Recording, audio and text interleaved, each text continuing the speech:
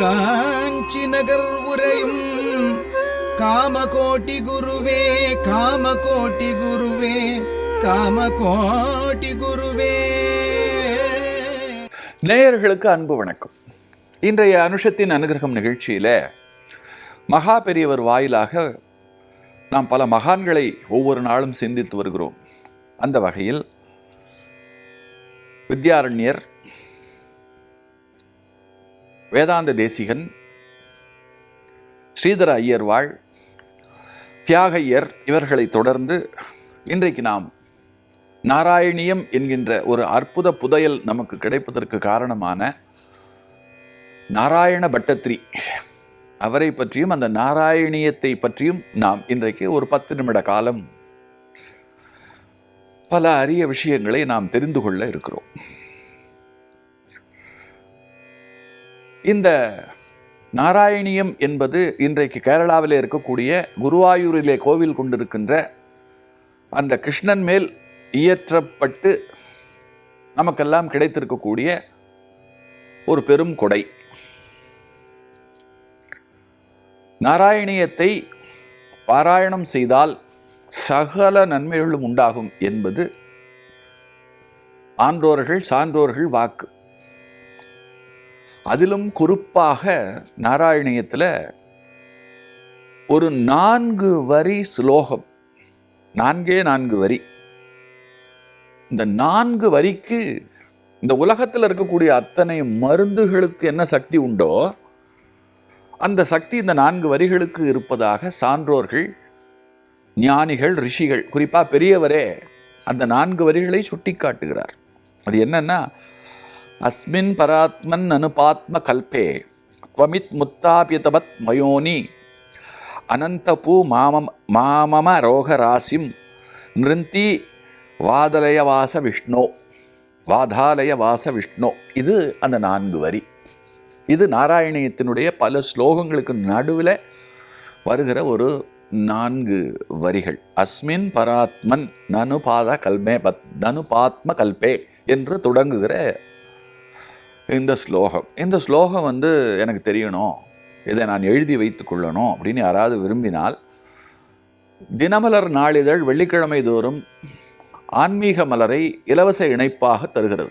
அந்த இலவச இணைப்பில் முதல் பக்கத்தில் பெரியவருடைய வாழ்க்கையில் நிகழ்ந்த சம்பவங்கள், அவருடைய அருளுரைகள் வெளியாகிறது. அதுக்கு கீழே தவறாமல் இந்த ஸ்லோகத்தையும் வெளியிடுகிறார்கள். ஆகையினால நீங்கள் அதை பார்த்து எழுதி வைத்து கொள்ளலாம். ஏன்னா சமஸ்கிருதத்தில் இருக்குது, உச்சரிப்பு பிசகாமல் மிக சரியாக சொல்லணும். இதை நாம் தினந்தோறும் பாராயணம் செய்வது ரொம்ப விசேஷம். இந்த ஸ்லோகத்தை உடல் நலம் பாதிக்கப்பட்டவர்கள், ஒருத்தருக்கு சுகர் இருக்கலாம், பிளட் ப்ரெஷர் இருக்கலாம், விதவிதமாக நோய்களுக்கு அன்றைக்கி பஞ்சம். எல்லோரும் வயதான காலத்தில் ஏதோ ஒரு உபாதைக்கு ஆளாகி மாத்திரை மருந்து சாப்பிட்டு கொண்டு தான் வாழ்ந்து கொண்டிருக்கிறோம். நம்முடைய வாழும் முறை பிசகி போனதும், நம்மக்கிட்டேயும் நிறைய பிழைகள் இருக்குது.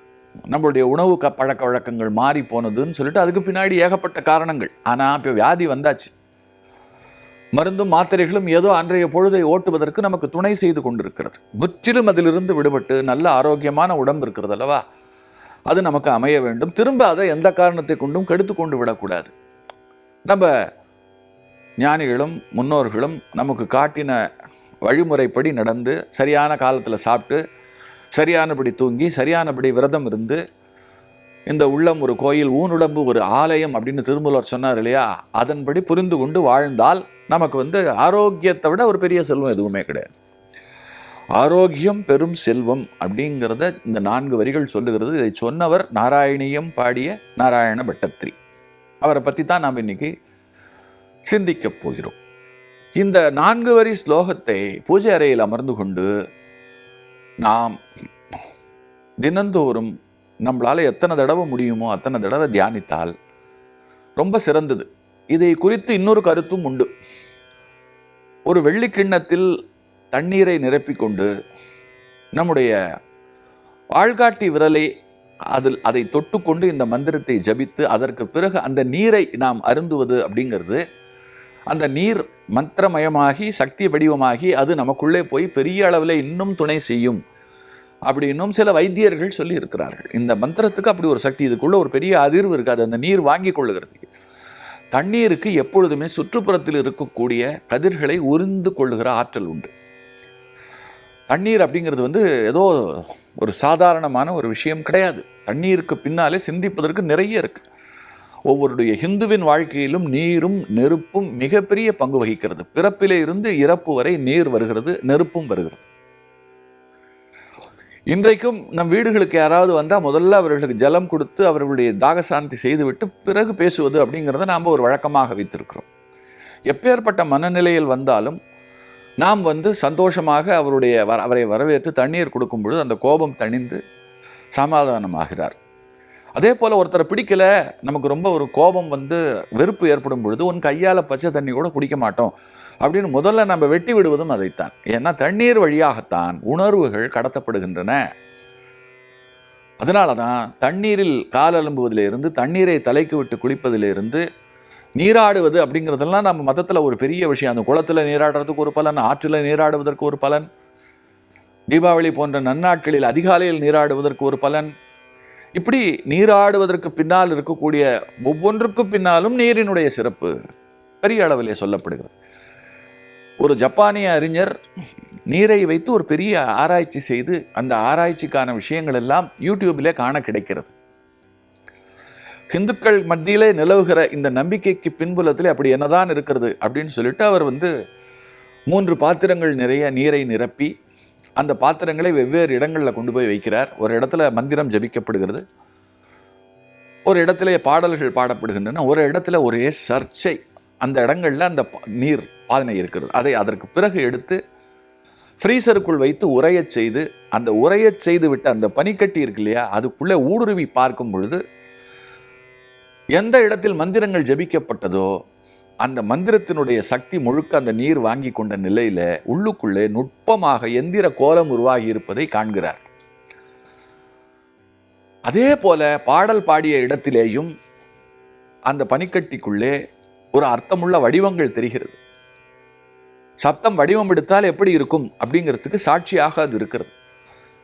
அதே போல அரட்டை அடித்துக்கொண்டு கண்ட பேச்சு பேசிக்கொண்ட இடத்திலே வைத்திருந்த அந்த பாத்திரத்தில் இருக்கக்கூடிய அந்த பனிக்கட்டி இருக்கிறதே, அது கையில் எடுத்த மாத்திரத்தில் நொறுங்கி உடைந்து போகிறது. நான் ரொம்ப ஒரு பெரிய விஷயத்தை ரொம்ப சுருக்கமாக சொல்லியிருக்கிறேன்.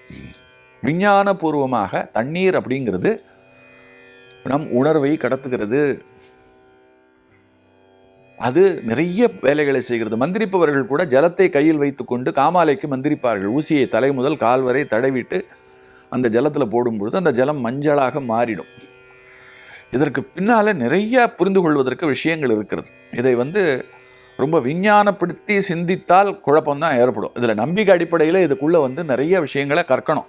அதுக்குன்னு சொல்லிட்டு அந்த காலத்தில் நிறைய பேர் இருந்தார்கள். இன்றைக்கு அவைகளெல்லாம் போய் இன்றைக்கு இந்த மாதிரி விஷயங்களை சிந்தித்து சொல்வதற்கு கூட ஆட்கள் இல்லாத ஒரு சூழ்நிலை. எதற்கு இதை நான் சொல்கிறேன்னா, இந்த நாராயண பட்டத்திரியை பற்றி சிந்திக்கும் பொழுது, நாராயணியத்தை பற்றி சொல்லும் பொழுது, இந்த நாராயணியத்தில் இருக்கக்கூடிய இந்த 4 வரிகள் நமக்கு ஆரோக்கியத்தை தருகின்றவை. இதை பெரியவர் பலமாக சிபாரிசு பண்ணியிருக்கார். அதனால் இதை தினந்தோறும் ஜெபிப்பது அப்படிங்கிறது நமக்கு நன்மை செய்யும். அதுக்காக சொன்னேன். இப்போது நான் நாராயண பட்டத்திரி கிட்ட வரேன். நாராயண பட்டத்திரி யார்? அவர் அவர் எப்பேற்பட்ட ஒரு பெரிய கிருஷ்ண பக்தர். அவருடைய குரு, அவர் பேர் பிக்ஷாரடி. கேரளத்தைச் சேர்ந்தவர். மலையாளத்தை தன் தாய் பாஷையாக கொண்டவர். அவருடைய குரு இருக்காரு, அவருக்கு ஒரு வியாதி வருகிறது, வாதம். கை கால்கள் எல்லாம் கோணி கொண்டு விட்ட நிலையில் அவர் ரொம்ப கஷ்டப்படுறார். வயசான காலத்தில் நோய் வருவது அப்படிங்கிறது சகஜம் தானே. அவருடைய குருவுக்கு வந்த அந்த வியாதியை பார்த்த மாத்திரத்தில் பட்டத்திரி அவர்கள், ஐயோ என் குருவுக்கு போய் இப்படி வந்துருத்தே அப்படின்னு சொல்லிட்டு ரொம்ப வருத்தப்படுறார்.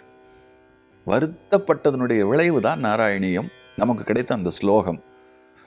இதனுடைய விரிவு என்ன? நாளை வரை காத்திருங்கள். காஞ்சி நகர் உரையும் காமகோட்டி குருவே, காமகோட்டி குருவே, காமகோட்டி குருவே.